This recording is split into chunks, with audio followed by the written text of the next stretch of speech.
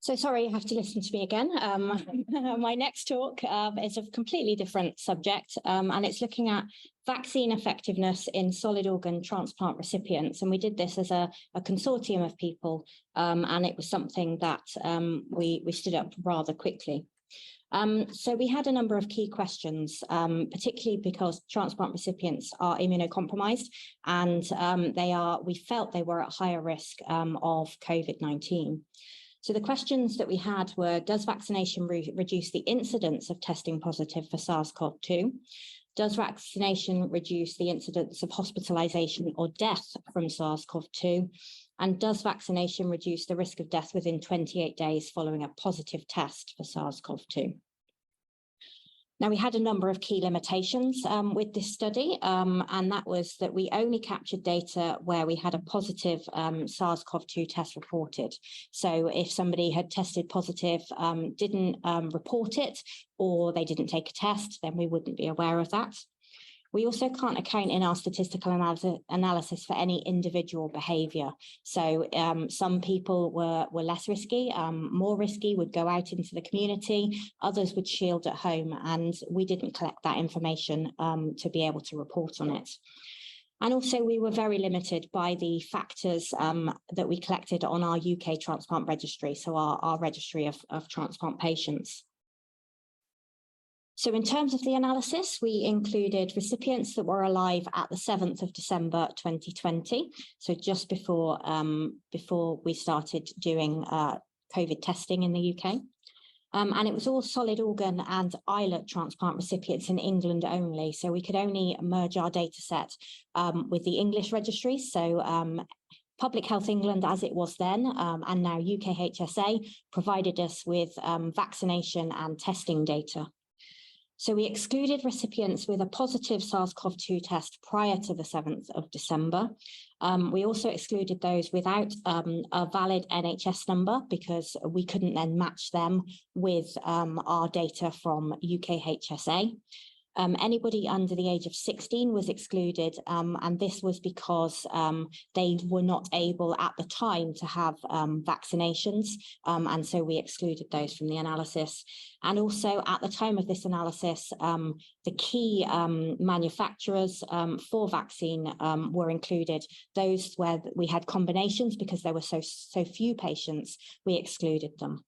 We had a study end date of the 31st of March 2022, and then we followed everybody up by 28 days after that to account for the death within 28 days. So looking at our transplant cohort, so apologies for the bright colours, but from what we can see here, in December 2020, the majority of our cohort was unvaccinated, and that's because the vaccination programme started on that 7th of December. By March 21, the majority of our patients had received a single dose, although we still had that 15% of patients not taking vaccination up. By August, the majority of our patients had received 2 doses. And then as we were starting to look at this analysis, we had a number of patients by March 22 that had 3 or 4 doses. And this was during the Omicron period where we looked. So recipients could be counted more than once in each of these months as they transition through receiving the doses. Now, we had a medium time of dosage, so between first and second dose, it was on average 2.5 months, and then that increased between the second and third dose as we were delayed, waiting for the government to decide whether these immunocompromised patients should receive a third dose, so that was then 6 months, and then between third and fourth doses, because for transplant patients and immunocompromised patients, the whole pathway was that they were to receive 4 doses, so that was again much quicker. So the first question we asked was, does vaccination reduce the incidence of testing positive? And we used an incident rate ratio analysis. So this is where we looked at the ratio of the 2 incidents, unvaccinated versus vaccinated. And I'm sure I don't need to explain to this audience, but for my transplant colleagues, we had to explain that the incident rate being defined as the number of events divided by the person time at risk. The IRR of 1 indicates that there was identical risk between the 2 groups. If it was higher than 1, then we had higher risk, and less than 1, it was lower risk. And again, we generally don't use epidemiology analysis within the transplant community. So this was just to reiterate to the community that this was widely used in other areas of healthcare. So this is a chart of our patients and those unvaccinated and where they tested positive. So we can see that the majority of those unvaccinated population tested positive early in the cohort.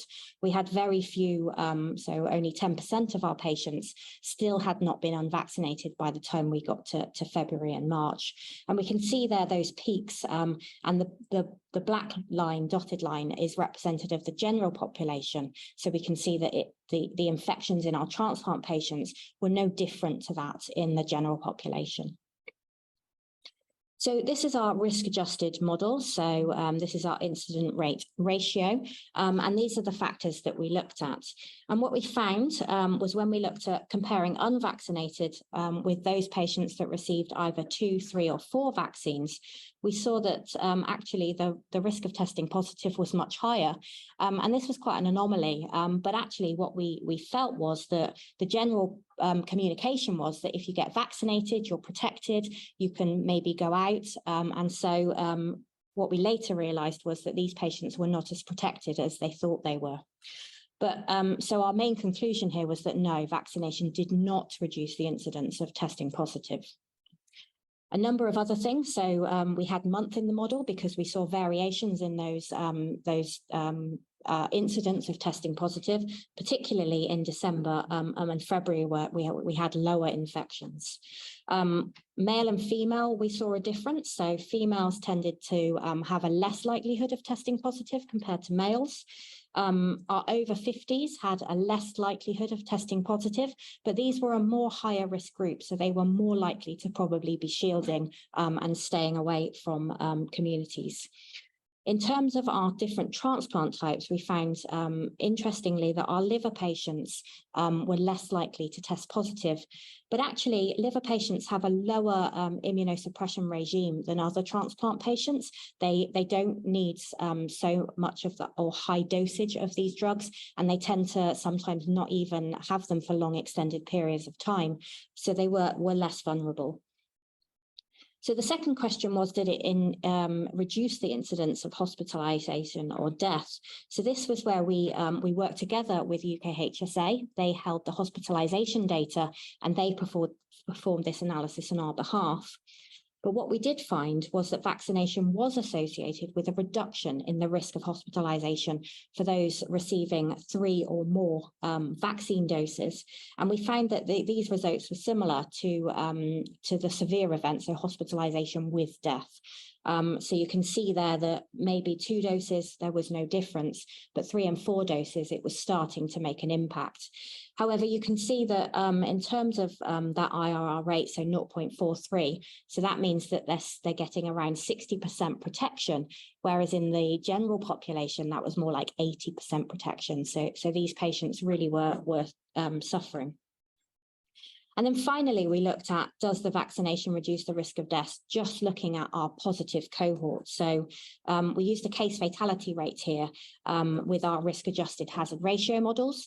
So we looked at a reduced data set, just looking at all positive SARS-CoV-2 patients. Again, I mentioned we defined death as within 28 days of a positive test. And we use this Cox proportional hazards to adjust for factors that may affect the outcome. So just looking univariately at our Kaplan-Meier, we could see that you had increasing protection and less risk of death as you had more vaccinations. So you were getting more protection the more vaccines that you received, with a case fatality rate of 0.9 for our 4 doses. When we look at our risk-adjusted hazard ratio, so we can see again that vaccination did reduce the risk of death by around 82%, where a patient had 4 vaccine doses. So the messaging we were giving was that more doses meant better protection. It may not be as good as the general population, but we really encourage our patients to go out there and get protected. The other things that we found was that we saw higher rates of death in the Alpha and Delta periods of the COVID pandemic. Omicron was definitely a reduced risk of death for these patients. In terms of ethnicity, we saw higher death rates in our Asian and our Black communities. We saw, again, reduced risk of death in our female patients, and as expected, a higher risk of death in our patients aged over 50. Again, we saw that in terms of liver, pancreas, and kidney, they didn't really have much difference. But because our cardiothoracic patients, so our heart and lung, this disease tended to attack the lungs. And so these patients were higher risk and more at risk of death. So in conclusion, we did find that there was no statistical evidence to suggest that vaccination reduced the incidence of testing positive, but that with 4 doses, it did reduce the incidence of hospitalization by around 57%.